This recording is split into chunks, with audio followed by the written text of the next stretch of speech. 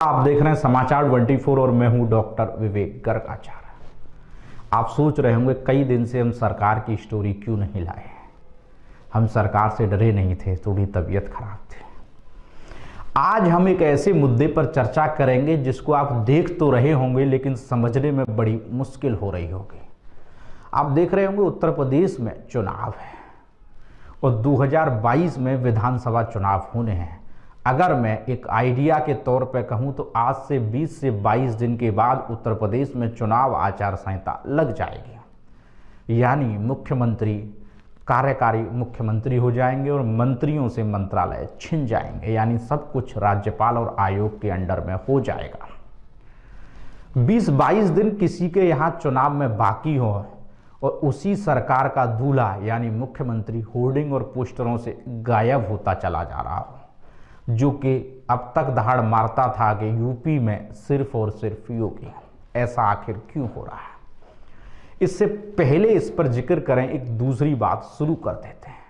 उत्तर प्रदेश में लगातार प्रधानमंत्री कॉम्बिंग कर रहे हैं और प्रधानमंत्री ऐसे प्रचार कर रहे हैं कि वो प्रधानमंत्री न हो, उस राज्य के मुख्यमंत्री हो। यानी पिछले एक हफ्ते में सरसरी तौर पर 2-3 बार प्रधानमंत्री रैली और कार्यक्रम कर चुके हैं।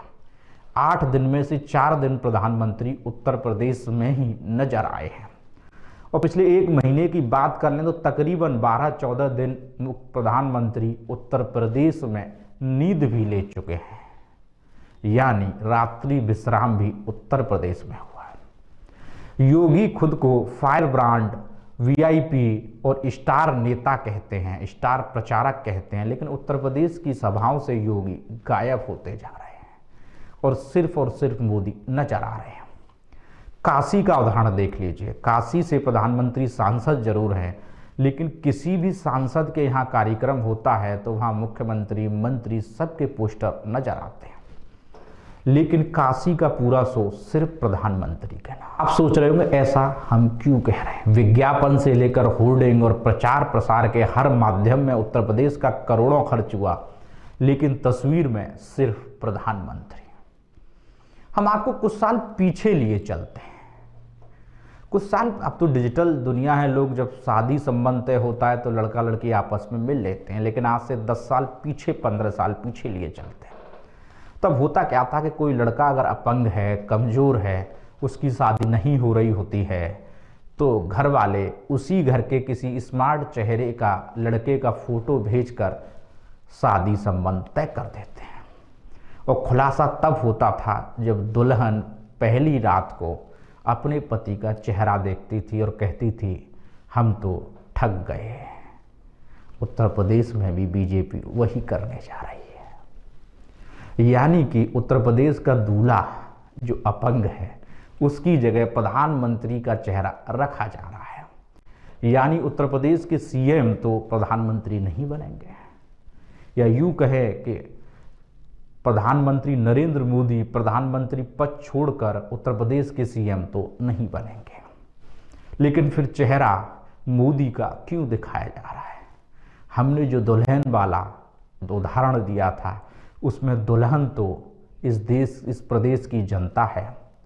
दूल्हे जिसकी शादी नहीं हो रही वो मुख्यमंत्री योगी आदित्यनाथ है और जिनका चेहरा दिखाकर शादी संबंध करने की कोशिश की जा रही है वो प्रधानमंत्री नरेंद्र मोदी हैं। अब आप पूरा माजरा समझ गए होंगे, नहीं समझे तो हम विस्तार से फिर बता देते हैं। उत्तर प्रदेश में पिछले एक महीने में जितनी रैली हुई हैं उनको तुलनात्मक तौर पर देख लिया जाए। एक दिन मैंने अपने फेसबुक पेज और ट्विटर पेज पर लिखा था, 2 फोटो शेयर किए थे और कहा था कि उत्तर प्रदेश किधर जा रहा है, ये 2 तस्वीरें बता रही, जिसमें एक तस्वीर थी बीजेपी की रैली की और दूसरी तस्वीर थी अखिलेश यादव की रैली की। जिसमें अखिलेश यादव की रैली में जिस तरीके से जन समुदाय इकट्ठा हो रहा है वो आरएसएस और बीजेपी के लिए मुसीबत खड़ी करने वाला है और जिस तस्वीरों को देख देख कर बीजेपी परेशान होती नजर आ रही है, तो आरएसएस ने उसका तोड़ निकाल लिया। लेकिन आरएसएस ने जो तोड़ निकाला वो 10 साल 15 साल पहले समाज ने नकार दिया था। अब डिजिटल दुनिया है, 2021 का सन है, अब 2022 होने वाला है। अब जब लड़के की शादी तब तय होती है जब लड़का लड़की से मिल लेता है। और 50% शादियां तो तब तय हो पाती हैं कि पहले लड़का लड़की मिल लेते हैं, घूम लेते हैं, उसके बाद घर वालों को ये ऑफर दिया जाता है कि शादी तो मैं इसी से करूंगा। वही उत्तर प्रदेश की जनता कर रही है, लेकिन बीजेपी समझ नहीं पा रही और अपना गेम लगाने में जुट गई है। संघ और बीजेपी के बड़े नेतृत्व ये चाहता है कि प्रधानमंत्री नरेंद्र मोदी वर्सेस अखिलेश यादव चुनाव हो। अगर चुनाव मोदी की जगह योगी वर्सेस अखिलेश हो गया तो बीजेपी को हार सामने दिख रही है। अब बीजेपी को लगता है कि 3-4 मुद्दे उसकी जान बचा सकते हैं, जिनमें पहला मुद्दा, पहला चेहरा प्रधानमंत्री का है, क्योंकि आरएसएस ये जानता है कि 2017 में योगी को उत्तर प्रदेश की जनता ने वोट नहीं दिया था, क्योंकि योगी सीएम का चेहरा थे ही नहीं। प्रधानमंत्री के चेहरे पर 325 सीट बीजेपी ने जीती थी। उसके बाद बीजेपी ने हिंदुत्व की बात कर ली, विकास की बात कर ली, लेकिन उत्तर प्रदेश में विकास की गंगा बहाने वाले मुख्यमंत्री विकास के नाम पर 2 मिनट तक बोल भी नहीं पा रहे हैं।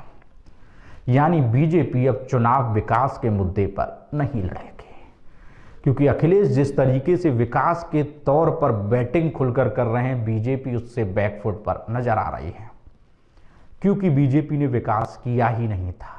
तो बीजेपी अपने पुराने मुद्दे, पुरानी पिच पर खेलने की कोशिश कर रही है, जिसमें पहले तो प्रधानमंत्री का चेहरा और दूसरा दाव बीजेपी ने खेल दिया है राम मंदिर के बाद काशी का भव्य उद्घाटन कर बीजेपी यह संदेश देना चाहती है कि उसने काशी का भी मंदिर बनवा दिया और उसने अयोध्या का मंदिर भी बनवा दिया, और इस बार आपने वोट दे दिया तो मथुरा की बारी है। लेकिन जनता अब समझने लगी है, जनता मंदिर मस्जिद से ऊपर उठने लगी है और बात विकास पर आने लगी है। दिल्ली में जब चुनाव था तो हमारे प्रदेश के मुखिया योगी आदित्यनाथ दिल्ली में रामजादे और हरामजादे कहते थे। जब चुनाव के नतीजे आए तो योगी घर में छुप गए, या यूं कहें कि योगी आदित्यनाथ ने पिछले 4 साल में फायर ब्रांड नेता के तौर पर जिन जिन राज्यों में प्रचार किया वहां बीजेपी चुनाव हार गई है। तो कहीं वो श्राप उत्तर प्रदेश को न लग जाए, इसीलिए यूपी जीतने के लिए बीजेपी ने प्लान बदल दिया है। अब देखना होगा कि दूल्हे का फोटो बदलकर उत्तर प्रदेश की जनता को बीजेपी कब तक बेवकूफ बनाने की कोशिश कर सकती है। लेकिन सब यह जानते हैं और जनता बड़ी होशियार है, वो ये जानती है कि उत्तर प्रदेश में असली विकास किसने किया, काम कौन सी सरकार करती है, और बीजेपी से जनता ऊब चुकी है और जनता इस तय करने की स्थिति में जा चुकी है कि अब की बार किसकी सरकार, जुमले की या विकास की। लेकिन जुमलेबाज हैं कि वो अभी और जुमले देते नजर आ रहे हैं और थक नहीं रहे हैं। तो आपको तय करना है कि आप फोटो देखकर वोट दोगे या दूल्हे से मिलकर वोट दोगे। इस शो में फिलहाल मेरे साथ इतना ही, मुझे दीजिए इजाजत, नमस्कार।